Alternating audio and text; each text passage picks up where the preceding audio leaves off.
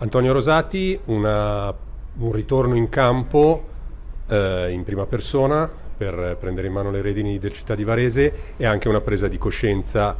per gli errori che sono stati commessi nell'arco di questa stagione. Sì, ahimè, quello che è successo quest'anno purtroppo è sotto gli occhi di tutti. Non posso dire che non sia stato un insuccesso, perché sul campo siamo retrocessi, cosa diametralmente opposta a quello che erano le aspettative di inizio stagione, quindi bisogna prendere atto di tutti gli sbagli fatti, e io, che comunque mi assumo le piene responsabilità di questo insuccesso, non posso che calarmi insieme al gruppo di lavoro che riterrò opportuno portare avanti da parte della proprietà sulla parte operativa per l'anno prossimo, calarmi in prima persona per rimediare a quello che è successo quest'anno.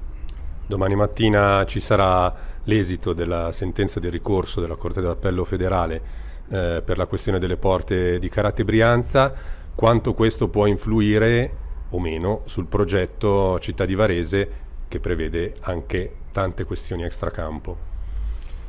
Influisce relativamente poco, nel senso che è un progetto solido nel medio-lungo periodo, quindi influisce nella misura del disturbo che può dare, perché comunque ci fa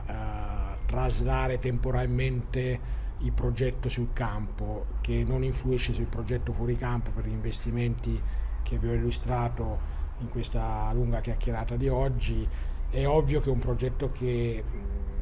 ha delle importanze tali che non influisce la categoria, ma evidentemente disturba questo passo falso, questo grosso passo falso che ho fatto quest'anno. Sul campo siamo retrocessi, c'è questo